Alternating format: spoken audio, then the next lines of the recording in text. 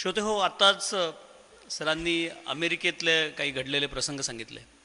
मला एक आवर्जून उल्लेख करायचा आहे की ज्या विश्वशांती संघाचे एक्झिक्युटिव्ह डायरेक्टर म्हणून संजय उपाध्ये काम बघतायत, त्या विश्वशांती संघाच्या शाखा विदेशात सुद्धा स्थापन झाल्यात. आत्ताची घटना, जेव्हा आम्ही सॉल्ट लेक सिटी, जेव्हा सरांना जागतिक धर्म परिषदेचं निमंत्रण आलं, तर विश्वशांती संघाची शाखा आम्हाला अमेरिकेत सॉल्ट लेक सिटीमध्ये स्थापन करायची आहे असं कोण म्हणतं, तर तिथलं जगविख्यात टॉप 100 युनिव्हर्सिटीजमधलं असलेलं एक कॉलेज, त्याचं नाव वेस्टमिन्स्टर कॉलेज, त्याच्या डायरेक्टर, त्याचे प्रेसिडेंट, त्यांनी सरांना सांगितलं की आम्हाला तुमची विश्वशांती संघाची शाखा अमेरिकेत सुरू करायची आहे.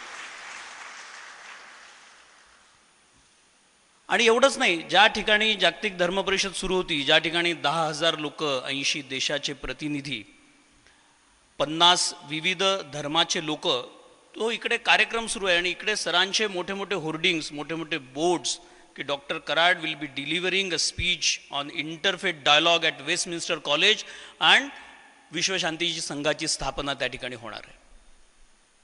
हे कौतुक कदाचित आपण नेहमी ऐकतो, नेहमी बोलतो, पण तो जो विचार सरांनी त्या ठिकाणी मांडला, जो विचार त्या 10,000 लोकांपर्यंत पोचला, भाषण झाल्यानंतर येणारा प्रत्येक माणूस, तो युरोपियन असेल, तो अमेरिकन असेल, तो ब्रिटन असेल, तो येऊन सांगत होता की सर, तुम्ही जे बोलले ते आज काळाची गरज आहे. आणि जे रिझॉल्युशन, जे कधीही रिझॉल्युशन त्या एक्झिक्युटिव्ह कमिटीने कधीही विचार केलेला नव्हता की implementing a value based universal education system in to the curriculum.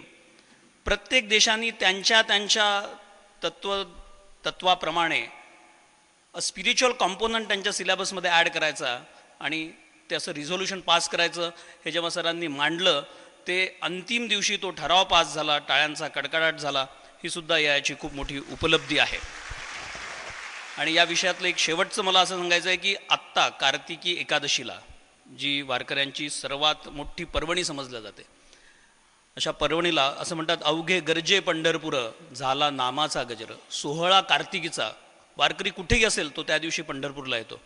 त्या पंढरपुरामध्ये अखिल भारतीय वारकरी संप्रदायाच्या वतीने सरांचा जाहीर सत्कार, केवळ एक वारकरी अमेरिकेत जाऊन ज्ञानेश्वर तुकारामांचा जगाच्या इतिहासात पहिल्यांदाच उल्लेख करतो, त्याचा सत्कार समस्त वारकऱ्यांच्या वतीने पंढरपूरला कार्तिकी एकादशीच्या दिवशी झाला. हा एक खूप मोठा विलक्षण योगायोग या सगळ्या प्रवासातला आहे असं मला वाटतं. असो, विश्वशांती संघाची स्थापनेमुळे हा विषय झाला. मी थोडक्यात संजय उपाध्ये, खरं तर या व्यक्तिमत्वाची वेगळी ओळख आपणा सर्वांना करण्याची गरज नाही, तरी पण प्रत्येक व्यक्तिमत्वाचे काहीतरी वेगळे पैलू असतात, काहीतरी वेगळे डायमेन्शन्स असतात. मी थोडक्यात त्यांची ओळख या ठिकाणी करून देतो, त्यानंतर सर सत्कार करतील व आपण कार्यक्रमाला त्यांचा सुरुवात करू.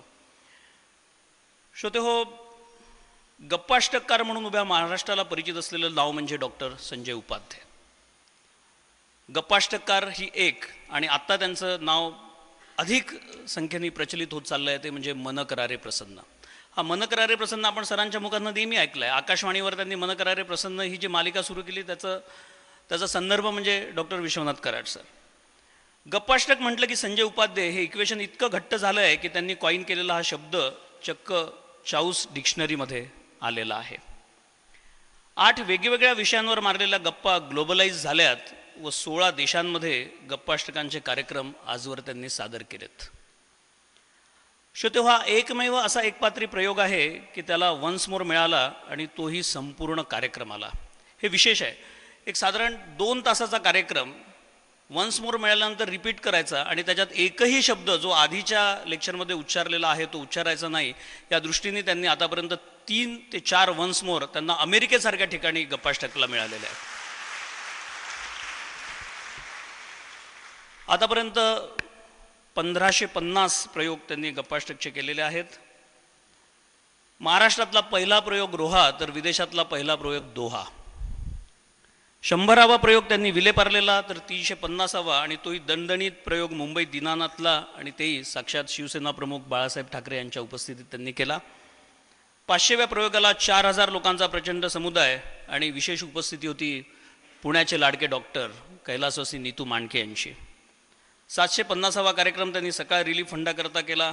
प्राचार्य राम शेवाळकर यांची प्रमुख उपस्थिती होती. हे सगळं सांगण्याचं कारण असं की असा हा सिद्ध वक्ता दश सहस्त्रेषु थोड्याच वेळात आपल्यासमोर अभिव्यक्ती स्वातंत्र्य आणि मनशांती या विषयावर बोलणार आहेत. एक वेगळा पैलू जसं म्हणाला की त्यांनी पा नावाची एक संस्था सुरू केली आहे. ते बऱ्याच जणांना दीक्षा देतात.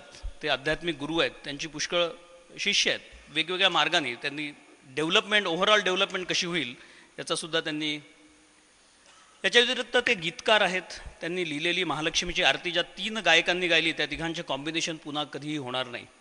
संगीत मार्तंड पंडित जसराज, गान सम्राज्ञी लता दीदी आणि ज्येष्ठ गायक पंडित सुरेश वाडकर या तिघांनी गायलेली ही संजय उपाध्येंची अप्रतिम रचना आहे. याबरोबरच सरांच्या सूचनेनुसार त्यांनी इंद्रायणीची आरती लिहिली, त्यांनी चंद्रभागेची आरती लिहिली आणि पंढरपूरच्या जवळ जो वाखरीचा तळ आहे त्या वाखरीचं गीतसुद्धा त्यांनी लिहिलेलं आहे.